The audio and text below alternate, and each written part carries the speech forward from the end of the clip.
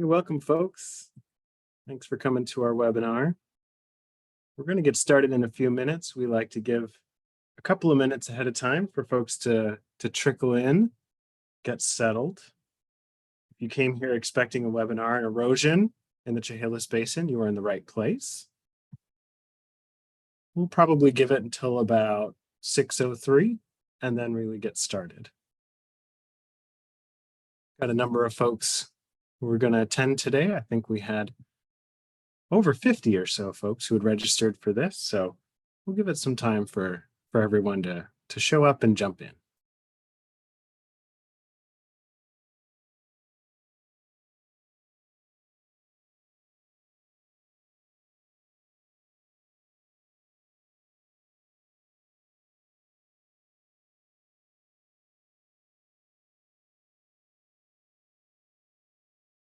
If you just joined, we're going to give it another minute or so and let some folks trickle in, and then we're going to go ahead and get started.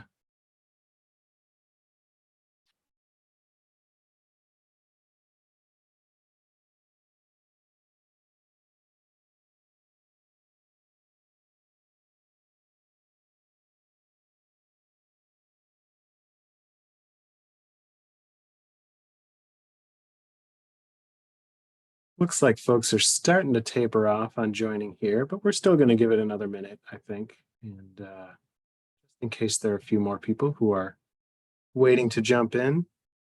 Once again, if you're here for erosion management in the Chehalis Basin, you're in the right spot.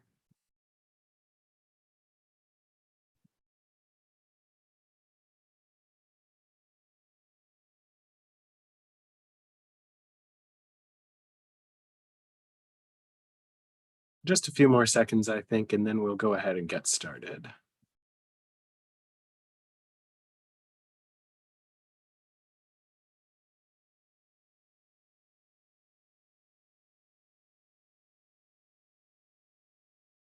We really appreciate everybody taking an afternoon to spend some time with us, talk about erosion management.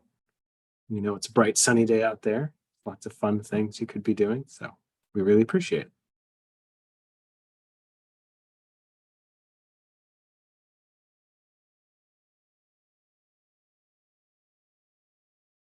All right. I think we've got a good number of folks in here. This is the Securing Streambanks Solutions for Erosion in the Chehalis Basin webinar. I'm going to go ahead and turn it over to Casey Hart, who's going to talk a little bit about how we're going to run the webinar tonight. Thanks, Nat. Hello, everybody, and welcome in. Thanks for coming. Just a couple of Zoom reminders. This webinar is being recorded, and all attendees will be muted. The chat function is disabled, and if you have any technical difficulties or exit out and can't get back in, please email me at chart@rawstrategic.com. We do have the enable live transcripts available at the bottom of your screen with the full transcript setting. We also have the Spanish interpretation available with the interpretation setting. And we do have question and answer time. The question and answer box is available during the entire webinar for you to submit questions anonymously. And there'll be designated times when these questions will be answered. And please note the raise hand feature is disabled. And at the end of the webinar, attendees will be invited to raise their hands for questions, or for verbal questions, you can hit *9 and join, and we will call and we will ask you to unmute. Back to you, Nat. Thank you, Casey. So we have 3 folks who will be speaking tonight. I'm going to be the first of the speakers. My name is Nat Kale. I'm with the Office of Chehalis Basin, which is part of the state's Department of Ecology. I'm going to hand it over to my colleague, Jenny. Hi, I'm Jenny Lewis, and I'm the newest member of the Office of the Chehalis Basin, and I work on the Aquatic Species Restoration Program, and I'm also overseeing the Erosion Management Program. On to you, Megan. Hey everyone, I'm Megan Tuttle, and I am the area habitat biologist for the Washington State Department of Fish and Wildlife for the Lower Basin. Thanks, Megan. We're going to go ahead and go through this tonight. Like I said, I'll be kicking it off. Next, please. So this is why we're here. Erosion in the Chehalis Basin. Streambanks and riverbanks all across the Chehalis Basin can be threatened by erosion. It's something that threatens homes, driveways, barns, other infrastructure. Can also affect water quality. Eroding banks can lead to turbid streams, dirty streams, which can be bad for fish and other aquatic species. But some erosion is natural. We know that streams and rivers like to have some room to move over time. What's different now than the way things were a couple hundred years ago in the Chehalis Basin is a lot less wood growing around the streams and in the streams, slowing down water, holding the riverbanks in place. And without that wood in place, we lose stream banks a lot more quickly. We also know that the climate is changing, and with changing climate, we sometimes get more intense storms that can also accelerate erosion. So we have more rapidly accelerating erosion on our streams than we would be seeing naturally. So today we're going to talk about that and what you can do about it. Next, please. This is our agenda for the day. We're going to start, as we always do with these webinars, by talking about the Chehalis Basin strategy. Then we're going to get into what you can do if erosion is a concern on your property.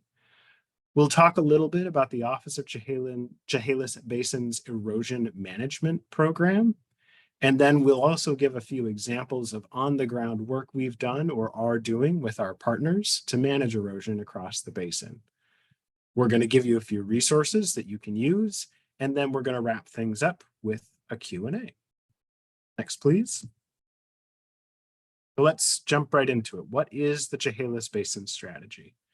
Well, the Office of Chehalis Basin and the Chehalis Basin Board are charged to carry out the Chehalis Basin strategy. We were given a charge by the legislature to aggressively pursue the implementation of an integrated strategy and administer funding for long-term flood damage reduction and aquatic species restoration in the Chehalis River Basin. Next, please. So to meet that mandate, we do a number of things. We work to buy out and elevate threatened homes. We also give advice to homeowners who are dealing with flooding about how to flood-proof or otherwise handle flooding that might be happening on their property. We fund local jurisdictions to do larger scale projects in cities and counties, things like pumps or protecting wastewater treatment plants from flooding. We've also worked to implement in conjunction with the Department of Fish and Wildlife, the Aquatic Species Restoration Plan, which is a science-based, multi-partner aquatic species restoration program. And we fund investigation into some major flood damage reduction projects, things like the proposed flood retention facility up near PL, and what we have been referring to as the local actions non-dam alternative, which would be a system of levees, diversions, and conveyances throughout the Chehalis Centralia area. Next, please. Today, we're really going to focus on the center of this. So we, as this slide shows, we help residents and communities protect their homes and businesses from flood damage. And then, of course, on the right, we talk about preparing the region and its future generations for more frequent, major, and catastrophic flooding. And right in the center, we work with landowners to slow harmful erosion and restore habitats for salmon and other aquatic life. And really, the work that we do on erosion management is for both of those things, to slow erosion and its harmful effects on the folks who live in the basin, but at the same time, to make those projects beneficial for salmon and aquatic life. So we have a program for erosion management. It's implemented through conservation districts. And we'll talk about this a little bit more later in the presentation, but just a few quick points for you all to be aware of. This program, while it does help homeowners with erosion management, it's been very popular. And so we have fully spent our funds through the end of June 2025. That's the end of the state's fiscal biennium.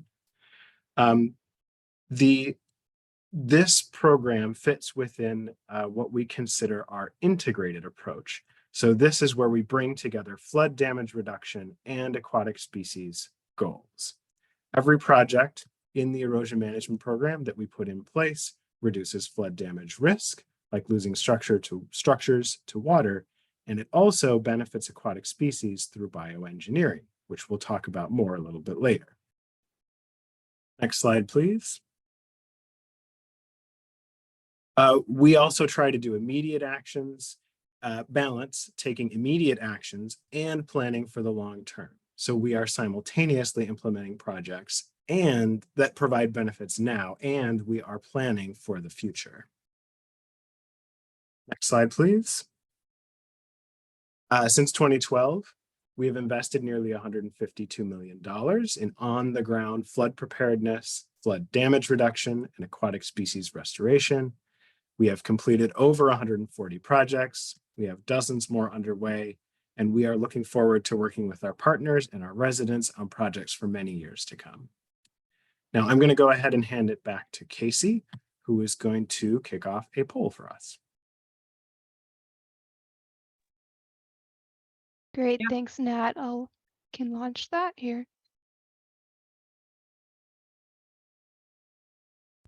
Perfect. So as Casey gets that going, we just want to get the temperature of you all to see who's concerned about erosion. I'm assuming everyone, based on the fact that you're here, and take a look at these questions so we can see where you're at.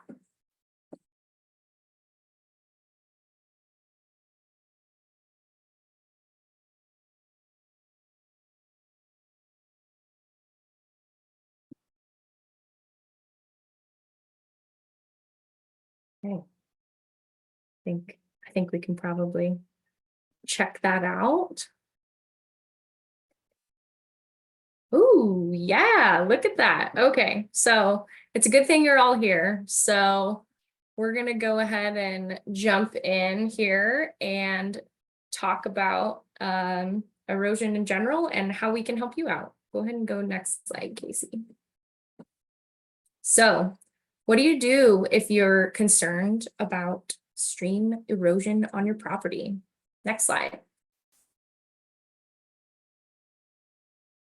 So what is erosion? Let's start by talking about that a little bit. So if you're in this webinar, you likely have an idea of what that looks like, but we want to reiterate the fact that this is a natural processes. It just happens to become more frequent in the storm frequencies that we're experiencing across the basin lately. We're getting high floodwaters and a ton of erosion associated with that because these rivers are moving. So as you can see in the two slides here, this is a couple pictures from the lower basin where we have a farmer's field that is crumbling off into the Satsop River. And then we also have a main stem Chehalis road going into the river. And with weather patterns being as unpredictable as they are, we're seeing a lot more of this across the basin each winter. Go ahead, Casey. Okay, so if you're seeing this on your property, how can you get help? What does that look like? How do we get things started? So as a member of this erosion management program, I had the really neat opportunity to be both a permitter as well as someone who was on this technical review team working really closely with landowners across the basin. So it was a really neat experience for me, and we want to make sure that you all know how to get connected with folks to get you the appropriate help or what that looks like. So oftentimes, you're going to be calling your local area habitat biologist. And I wanted to make sure that everyone had access to that. So Kylan's going to go ahead and put a link in the chat that has a map. Whether you are in or out of the basin, you're going to typically be talking to your local bio. So, and on that map is all of our contact information. There's emails, there's phone numbers. You should be able to get a hold of us 24/7. And if that's not the case or someone is out of the office, I also wanted to provide our HPA emergency hotline in case you have something drastic happening for you. So another opportunity for you to get started about talking about erosion on your property is to contact your local conservation district. Oftentimes they can come out, they can look at your site, they can see what's going on, but guess what? They're going to bring it right back to me typically, or your other habitat bio, Karen Adams, up in the top of the basin. So another opportunity you have is to contact the Office of Chehalis Basin. So you can go ahead and call Matt anytime, but he's probably going to direct you right back to us. So as you can see from this slide, you're oftentimes going to be talking to your area habitat bio to get that conversation started and understand where you can get the help that you need. Next slide. Okay, so like I said, you're probably gonna see me first, not the deer, although this was on a landowner site visit. So what does this look like? You all are gonna be making a phone call or an email request, probably off of that map that I just shot the link over to you all on. Or you're gonna be talking to our project partners. So oftentimes I'm getting phone calls from local CDs. I'm getting calls from folks that we work with on other projects saying, hey, my neighbor has an erosion problem. What does this look like? Can we set up a site visit? What is that next step, essentially? So we're going to make contact with you. We're going to schedule a site visit. And on that site visit, we really want to make sure that we're discussing how long has this erosion been occurring? What does the erosion look like? And what is the risk to your property or your home or wherever you're experiencing that erosion? Now, being a habitat biologist, we're going to take a look at what that looks like for fish and for the riparian areas. We're going to take some notes. And just to be really clear, like Nat said, while we're out on site, we're going to take a look, get the documentation that we need. And if we do have funding in the future for these types of projects through the erosion management program, we can take that back to the team and be able to discuss potential solutions, projects, and so on. But right now, the main priority for this group is to make sure that we're collecting data and mapping all of the erosion across the basins so that we can really identify those high-risk areas and areas that are experiencing the most erosion. So we definitely want to hear from you in this. Next slide, Casey. So the big scary word, permits. This is everyone's favorite topic, I'm so sure. So permitting can take time. Permitting is exhausting. I know this, I'm the one that writes them. So typically when I'm out on site with you, I don't have my regulatory hat on. I want to identify what's going to make sense for you, your home, your land, whatever that looks like. That's the primary concern of us coming out there and identifying what those next steps are. Now, I'm probably going to talk to you about permitting during that time. So I just kind of wanted to sidebar. Kylan's going to throw the website in there for you guys as well. An HPA is always required to do any sort of in-water work. So you guys can check that website out on the side. Keeping that regulatory hat off for a minute, I want you guys to understand that we're out there and we're conducting this site visit to make sure that we understand what your needs are and to connect you with the folks that are going to be able to help you on that next pathway. Now, an exciting part to this is sometimes smaller projects such as plantings, riparian work, putting willow stakes in. Sometimes that doesn't even need a permit, and we're going to be able to guide you down the appropriate path of what that looks like. Oftentimes in the basin, as most of you probably already know, we're experiencing those larger erosion events. So we're looking at bigger projects, and that typically does require permitting, which takes time. So you're going to likely need an HPA from WDFW, and then you're also going to likely require other permits from Department of Ecology, the county, the city, wherever you're located, as well as the Army Corps of Engineers. Now, with all of that sounding wildly overwhelming, It's not, I promise. So we're going to connect you with the right folks that are going to be able to help you with that. Oftentimes, more than not, you're going to be working with a local project sponsor for these bigger type projects, and they can help you through that permitting process. In the interim, it is a really good habit. If you can't get a hold of us right away, take all the pictures. We want to see what's happening, and it's only going to help you in the long run if we have that story to be able to put together for you. Go ahead, next slide. So once we've identified what that project looks like, we want to talk with you on who can do the work. So those smaller plantings and riparian area enhancements, if you want to plant trees, I want you to plant trees all day long, and you can do that work as the landowner. Now, oftentimes we're getting into those bigger projects. You can also go through all of the permitting process as a landowner and be able to directly hire a contractor. That's not something that we frown upon. We actually love when that's able to happen because it's a little bit more of an expedited process, because that's those mid-range projects.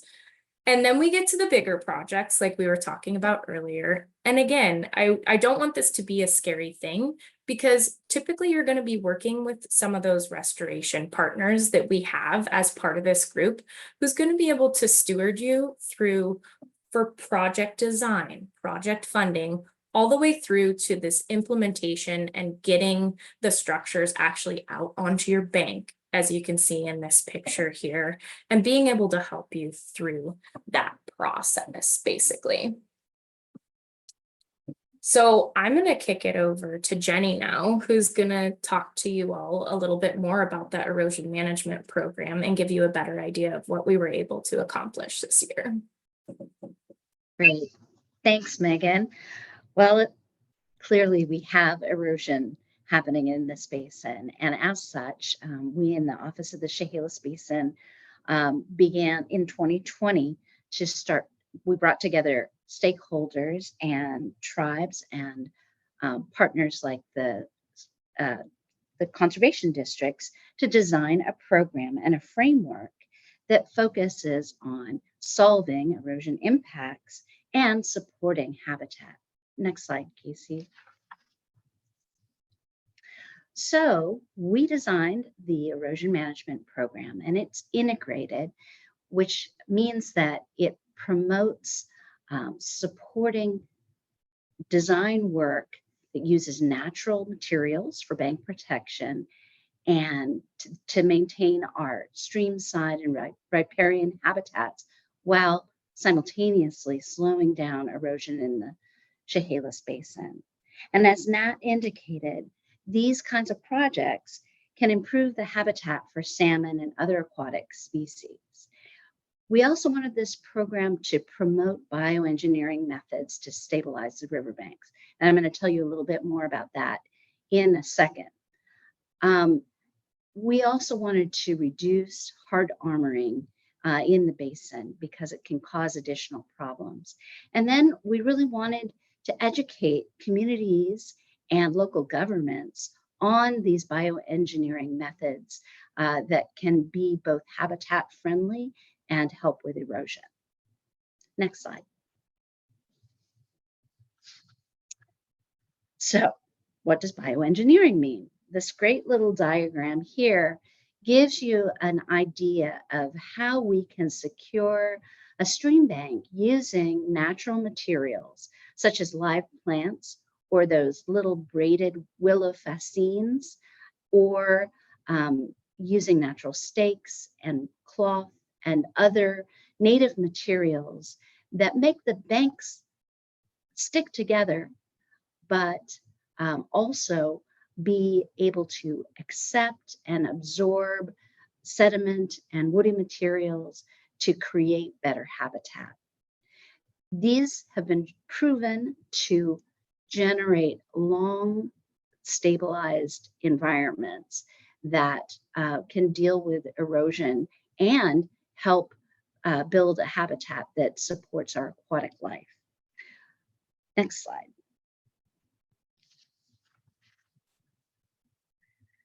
So we've talked about erosion as a natural process, but excess erosion just isn't healthy for fish or communities. And we needed to do something that would benefit and reduce the loss of infrastructure like roads and homes and farmlands. So by improving the sediment transport processes, we can restore the water quality and really give salmon what they need to spawn, to have juvenile fish be able to find food, have clean water to grow and essentially survive. So these restorations of vegetation along our stream banks holds the soil in place and can provide shade to reduce water temperatures that are really a big threat to salmon and other aquatic species. So let me get into the specifics of the program itself. Next slide, Casey. So we broke our projects into 3 different buckets. We have our urgent and imminent, our proactive reach scale, and our technical advancement studies. The urgent and imminent projects, these are the ones where something really bad is going to happen and we need to make sure that your septic tank doesn't fall into the creek, or your barn doesn't fall into the creek, or worse yet, we don't lose a road. So these are targeting things that are happening within 60-day time frame, and they pose an imminent threat. The difference between just an emergency management solution is that these projects are also aiming to improve the habitat at the same time. Now, the proactive reach scale, so a reach scale is just a stretch of river. These don't necessarily need immediate attention, but we're trying to solve a problem that might be happening in a stretch of river that's going to cause more erosion over the long term. A lot of times these larger projects are multiple landowners are going to be involved in those. And we are always aiming that these projects will have a substantial habitat benefit. So those are the 2 types of on-the-ground projects. And then we have what we're calling our technical advancement studies. And this is, we're creating education materials, not only to educate the general public, but also our jurisdictions about these bioengineering techniques, how to prevent the erosion in the first place, and planning and operations that can help us to support these kinds of projects. All right, so next slide. So we're kind of proud of what we've accomplished this year. We started out with 5 pilot projects to demonstrate that this program really had, there was really a need for this program in the valley or in the basin. So after we demonstrated that the way that we organized to design and implement these projects was workable, we had the program adopted by the Chehalis Basin Board and formally launched in 2023. And between 23 and 24, we've launched 2 more imminent projects and 1 reach scale project. So when we say that we're launching a project, there are a few criteria that we need to meet in order to get a project launched. First of all, on these larger projects, we need to have a local sponsor. And those are the people that Megan told you about that can help you with the initial design and getting together the permits that you might need to do a construction on a large-scale project. The second thing is that the landowner accepts the agreement and accepts the design and agrees that they're going to be part of the project and actively involved in maintaining the bioengineered solution that's designed. And then the third item that we really look for that is essential is that the landowner is committed to fulfilling the mitigation parts of the project. That's often part of the design. It might be like installing a 100-foot buffer of trees along the river to make sure that we have a stabilized bank in the future.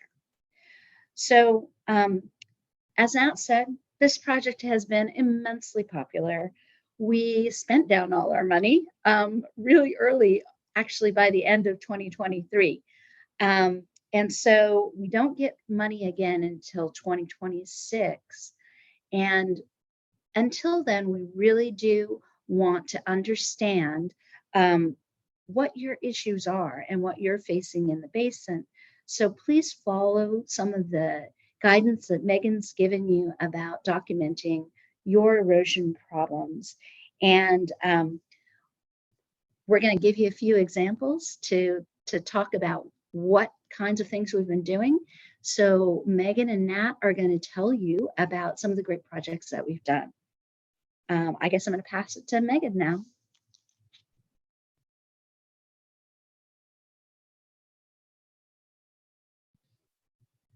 Megan, I think you're muted. Wow, amateur hour. Here we go. Sorry, guys. Okay, go ahead and go to the next slide, Casey. Great. So here's one of our very first projects that we were able to get through. This was really exciting.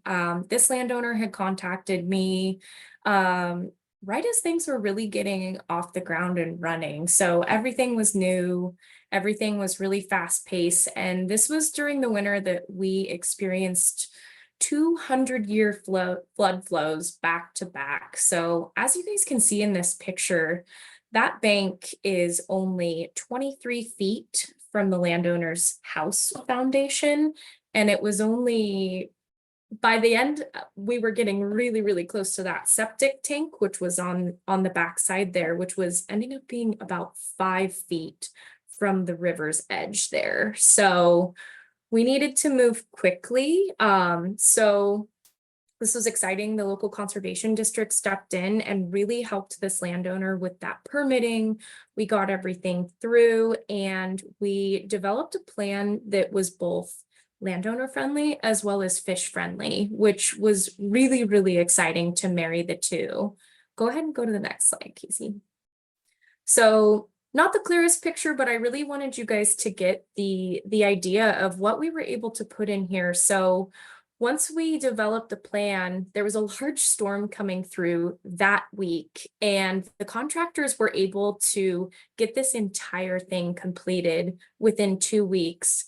They laid big log structures in there for fish habitat, as well as making sure that that bank was really shored up on that front leading edge. So the right-hand side of the picture is the upstream side of the river there.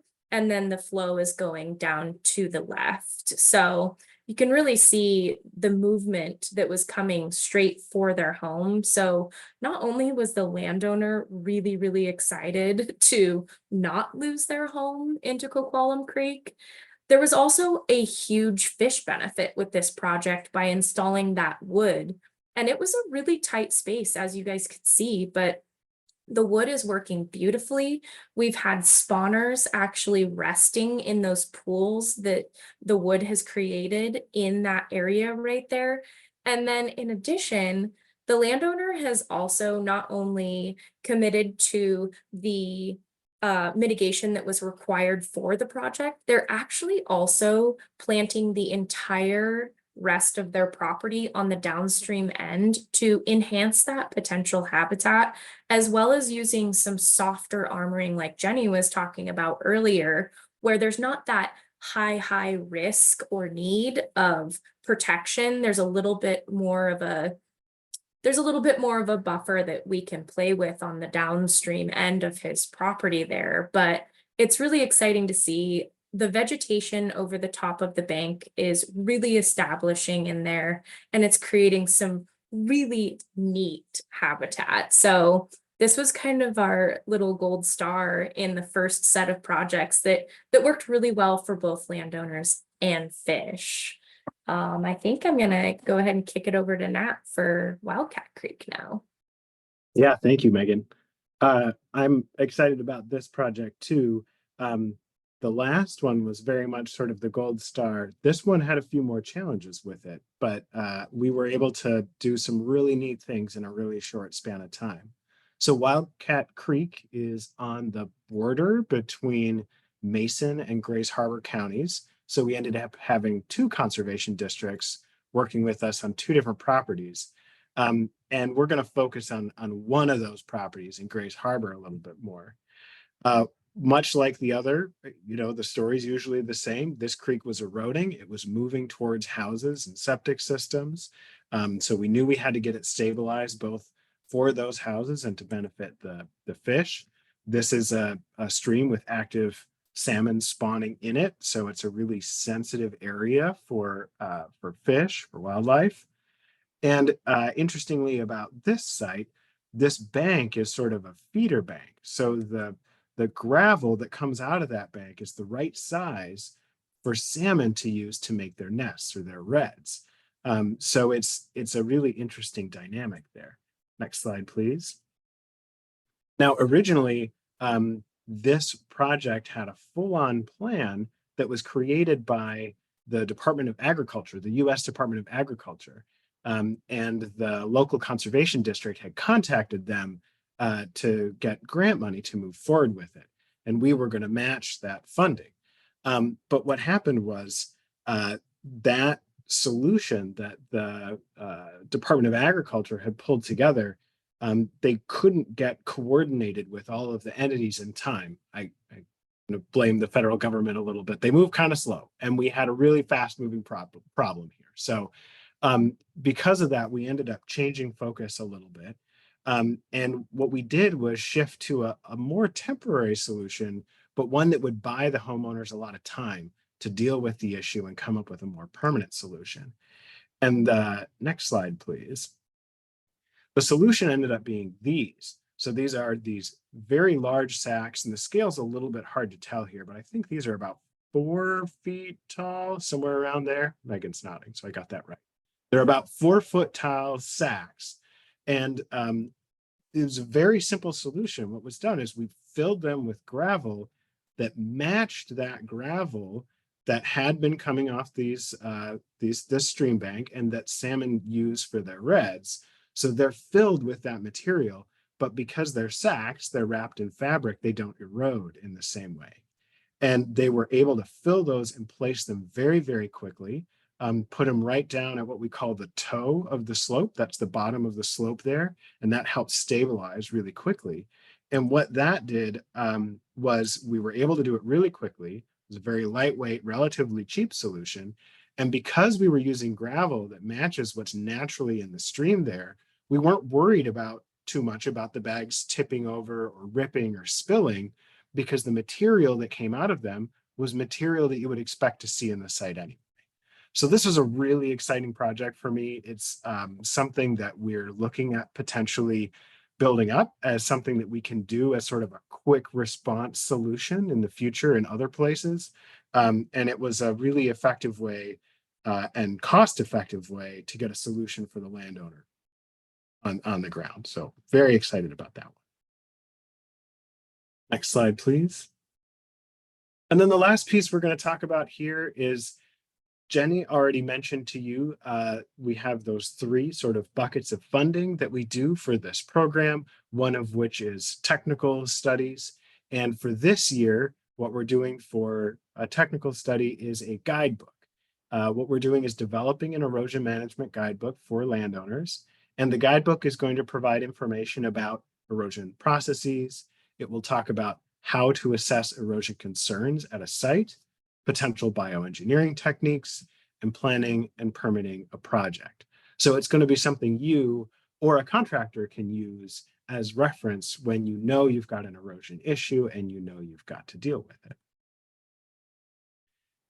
Next slide, please. That wraps it up for our presentation today. We're going to go ahead and put a bunch of information in the chat, so keep your eye on that. A lot of links for you to use and to look at. And we're gonna jump into the Q&A portion now.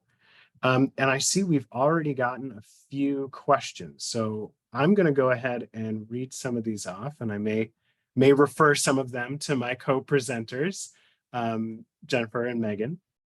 I'm going to start with one from Nathaniel Rich. He says, is there a way to follow projects and see how they've progressed through their work stages? I'm going to start by saying, sort of. we don't tend to do that live. It takes a fair amount of work to actively manage a project and then post it in a public place like that. But we do like to document these projects as they go through. You saw the photos that we just took. And Megan didn't call it out, but she is a drone pilot and she was right in the middle of that first photo. So we do document the projects as they're going along. And we do like to post them and demonstrate them when they happen, but usually not live. Megan, anything you wanted to add to that? Yeah, there's a big push in the basin specifically to really start monitoring these projects. And it's kind of tough when you're on private property as well. A lot of landowners don't want everything broadcasted across the internet typically. So it's a delicate challenge sometimes to be able to have that information out there for a long time. But I would say that the conservation district is doing an amazing job. All of the conservation districts that I'm currently working with have really been able to bring these projects to light to other landowners, because we have had so many landowners that are like, yes, tell people this worked and look at this project and how successful it was. So I just want to like send the kudos out to those folks that they're willing to share their projects that are happening on their property, as well as the local project sponsors and conservation districts that are making the effort to be able to connect with others across the basin as well as outside of the basin. The documentation is less, I guess, defined, you could say, or not as required as we would like it to be able to learn more from these processes. But there's a huge movement across the basin to be able to do that, which is really exciting. Thanks, Megan. Jennifer, anything to add? Well, as Nat said before, we are putting in quite a lot of aquatic species restoration projects, and I somewhere in the range of 140, as a matter of fact. And we are also using these kinds of bioengineering techniques in many of our restoration projects. And you can also see those developing over time. So though the erosion management program focuses on site-specific and things that are really of great concern to a landowner, and our aquatic species habitat restoration is primarily focused on habitat restoration, this integrated approach, you can see a lot of these projects evolving and using these great techniques. Yeah, thanks so much, Jennifer. Great points. We have another question from Terry Franklin. And Terry, I'm going to go ahead and paraphrase a little bit instead of reading directly your question. But you're pointing out that one of the sites that we looked at, the county made a decision to allow development on that site. And there were concerns about the way the site was being used, and that even then it was thought that it could lead to erosion being so near the creek. And your question at the end is, how do we get the county to enforce our environmental regulations? Which is that's a great question. So just a couple of things. The Office of Chehalis Basin that I work for, we're a non-regulatory entity. So what we do is convene folks, fund programs, that kind of work. We don't do regulation. The Department of Fish and Wildlife does do regulation. So they issue permits for all of that kind of work on streams.